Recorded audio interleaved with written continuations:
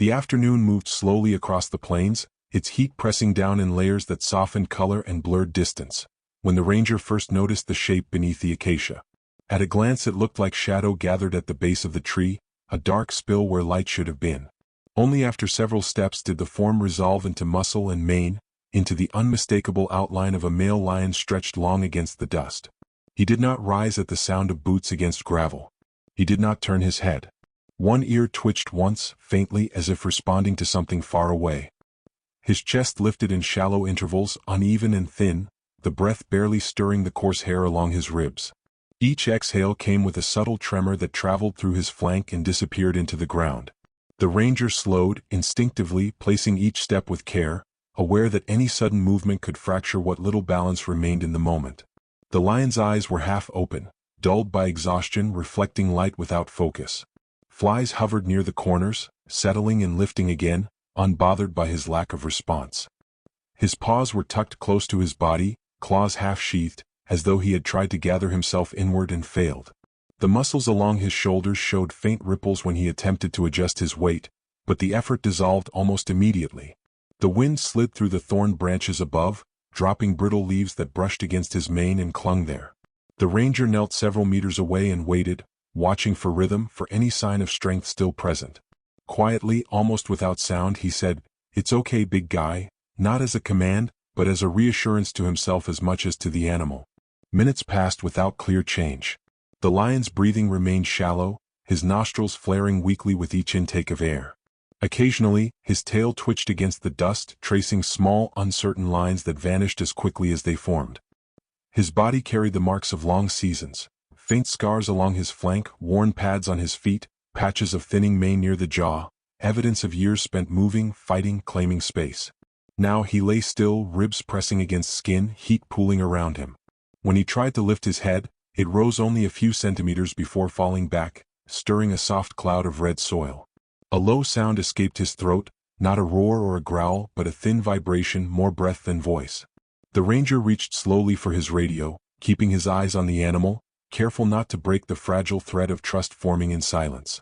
As help was requested and coordinates quietly exchanged, the landscape continued its indifferent rhythm. Distant zebras shifted in loose clusters. A pair of vultures circled far above, patient and precise. The acacia cast a narrow band of shade that barely covered the lion's shoulders, and the ranger adjusted his position to widen it, angling his body so his shadow merged with the trees. The lion's eyes flickered toward the movement, focusing briefly, then softening again. For a moment their gazes met, not with understanding but with shared stillness.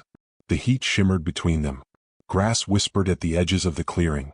And beneath the fading afternoon light, one battered animal and one quiet observer remained suspended together, breathing in slow, uneven time, as the wind carried the distant promise of change across the open land. As the afternoon shifted toward evening, the air thickened with a deeper stillness, and the lion's breathing began to change. It no longer followed a fragile rhythm. Instead, it broke into uneven patterns, rising sharply and falling away without warning. From somewhere deep in his chest came a faint, fractured sound. Not a roar, not even a call, but a thin, wavering vibration that drifted outward and dissolved into the open land. It carried no authority, no warning. It sounded unfinished, like a question left hanging in the heat. Each time it emerged, his throat tightened, and his body stiffened briefly before settling again into the dust. The sound traveled across low grass and scattered stones, brushing past distant shrubs and empty space, unanswered. The ranger, who had remained nearby since the first discovery, felt the shift immediately. He rose slowly and signaled for the others, who returned with careful urgency, spreading out in quiet arcs that respected the invisible boundary around the animal. No one rushed. No one raised their voice. Radios were lowered. Footsteps softened. They observed first, reading posture and breath, tracing subtle movements in muscle and skin. The lion attempted to shift his weight when he sensed them, but his back legs failed to support him. His hips sagged and he sank again, stirring a shallow cloud of dust that settled back onto his fur like ash. One paw scraped weakly against the ground, leaving a short, uneven line. Up close the signs became clearer. His shoulders trembled under effort. One side of his torso expanded less than the other with each breath. A faint swelling darkened the fur near his ribcage, half hidden beneath dust and mane. No open wounds were visible, no fresh blood, only the quiet aftermath of something unseen, a collision, a fight, a fall, written subtly into the way his body no longer obeyed him. His ears shifted backward, then forward again, uncertain. His tail lay mostly still now, only the tip moving in slow, tired arcs. When one ranger knelt and extended a gloved hand slightly, stopping well short of contact, he murmured, "Easy, boy." The words were barely louder than the wind. Another voice followed moments later, low and steady. "We've got you." The lion did not flinch. He did not retreat. Instead, his eyes lifted. They were clearer now than before, dark and reflective despite exhaustion. One by one, he looked toward the figures surrounding him, holding their gaze longer each time. There was no aggression in it, no warning. Only attention. Only presence.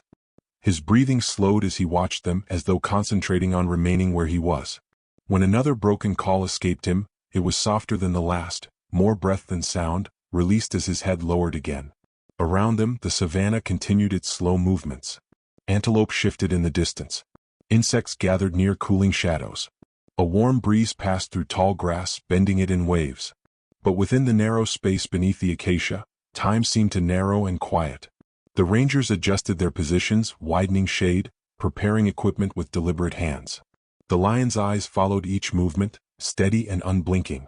And in that shared silence, between weakened breath and careful footsteps, his gaze remained fixed on them, carrying a quiet, undeniable plea that needed no voice to be understood. Evening gathered slowly around the acacia, softening the edges of the land and lowering the temperature by degrees so subtle they could only be felt in skin and breath.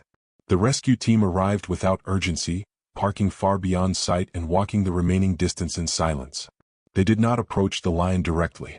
Instead, they settled into the grass at a respectful distance, forming a loose, quiet presence that asked nothing of him. Their movements were minimal. Packs were placed gently on the ground. Bottles were opened and closed without sound. For long stretches no one shifted at all.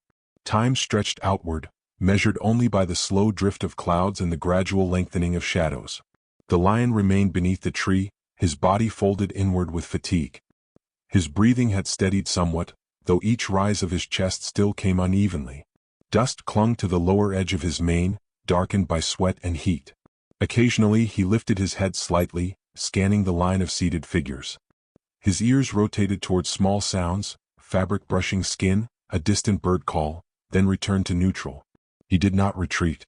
He did not advance. He watched. Hours passed this way. The savanna dimmed into muted gold and gray. Insects gathered in soft, drifting clusters. Somewhere beyond sight, a herd shifted, hooves murmuring against dry soil. The lion shifted once, carefully, drawing one foreleg forward and resting his weight differently. The movement was slow and deliberate, as though each adjustment required careful calculation. When he settled again, he exhaled in a long, trembling breath. One of the team members leaned slightly toward another and whispered, "Let him come," barely shaping the words. No response followed. They remained still. Gradually, almost imperceptibly, the lion began to move. It started with his head, extending forward a few centimeters, testing the space between himself and the humans. Then one paw slid ahead, pressing into the grass and dust. He paused for several minutes, breathing shallowly, gathering strength. Then he shifted again. His body followed in fragments, shoulder, chest, hindquarters, never all at once. Each advance was followed by rest. Each rest was followed by careful observation. With every small movement, more of his mane shifted aside. Beneath the thick, tangled hair near his shoulder, darker fur appeared, matted and stiff. As he inched closer, the source became visible. A deep, uneven wound tucked against his upper rib cage, partially hidden by muscle and hair. The skin around it was swollen and inflamed, stained with dried blood and dust. It had likely been there for days. Perhaps longer. It explained the uneven breathing. The weakness. The way his body failed him when he tried to rise. No one reacted outwardly.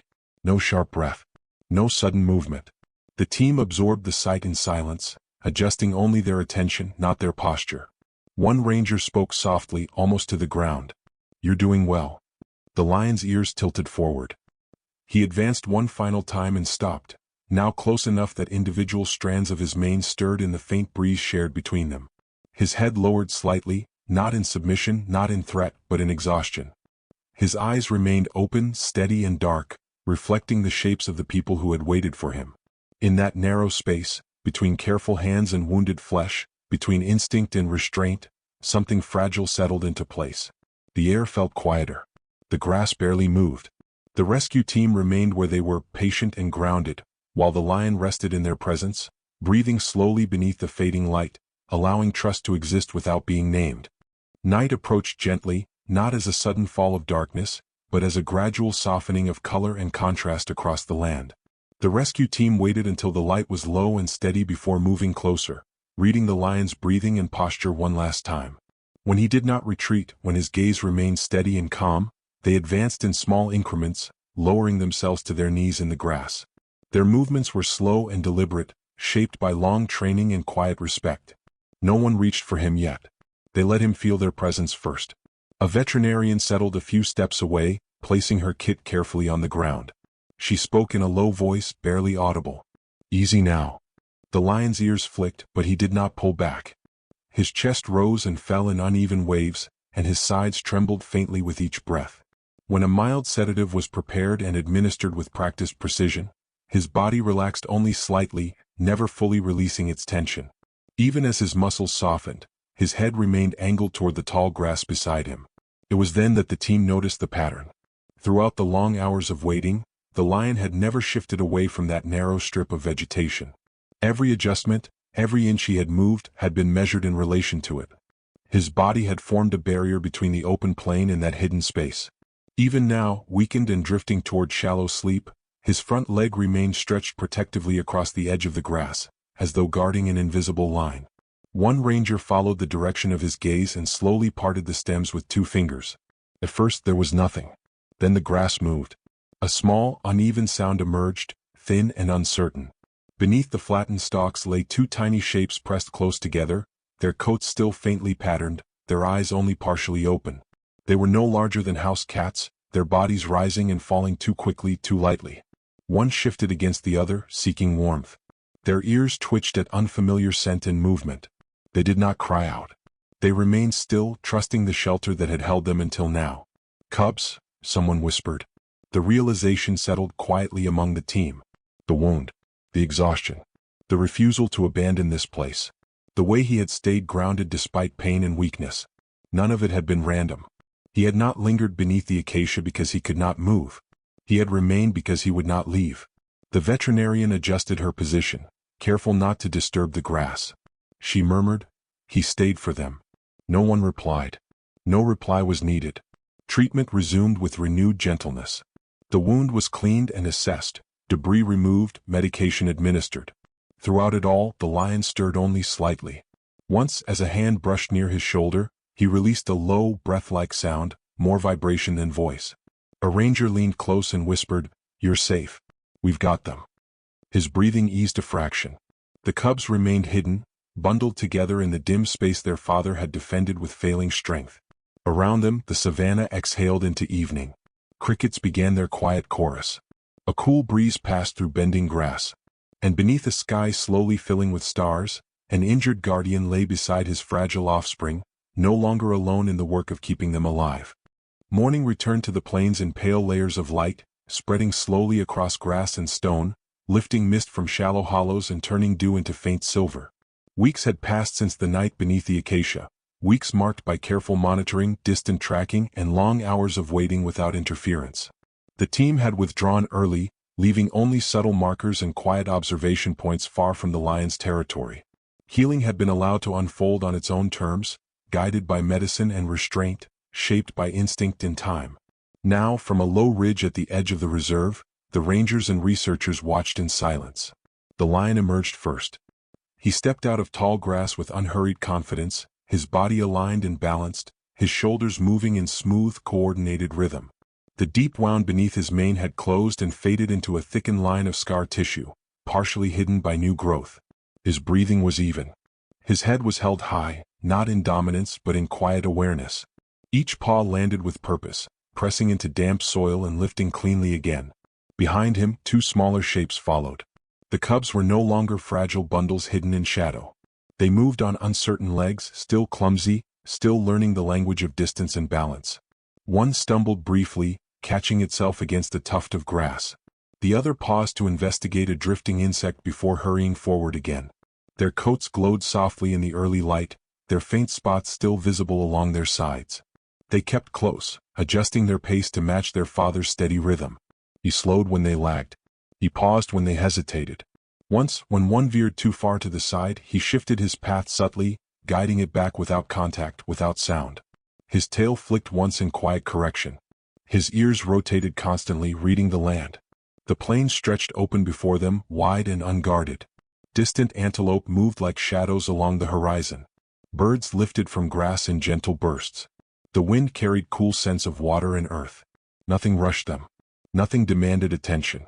From their vantage point, the humans did not raise binoculars. They did not whisper. They did not record. They simply watched. One ranger rested his hands on his knees and exhaled slowly. Another lowered her gaze briefly, then returned it to the moving figures. Someone murmured barely audibly, "He made it." The words dissolved into the breeze. The lion led his cubs toward higher ground, where sunlight gathered more strongly. As they climbed, their silhouettes sharpened against the brightening sky. The smallest cub stopped once more, sat briefly, then stood again and hurried forward. The lion waited, patient as stone. At the crest he paused. For a moment he stood still, framed by light, mane stirring softly. The cubs gathered beside him, pressing close without touching. Together they looked out across the waking land. Then he moved on. The figures grew smaller with each step, merging gradually with grass and distance, until they were only motion and color, then nothing at all. Behind them, the observers remained where they were, long after the plains had returned to ordinary quiet. The wind moved through their clothing. Sunlight warmed their faces. And somewhere beneath the simple rhythm of daily work and passing seasons, a quiet gratitude settled and stayed, carried forward like a memory of dawn, soft and enduring, fading only into light.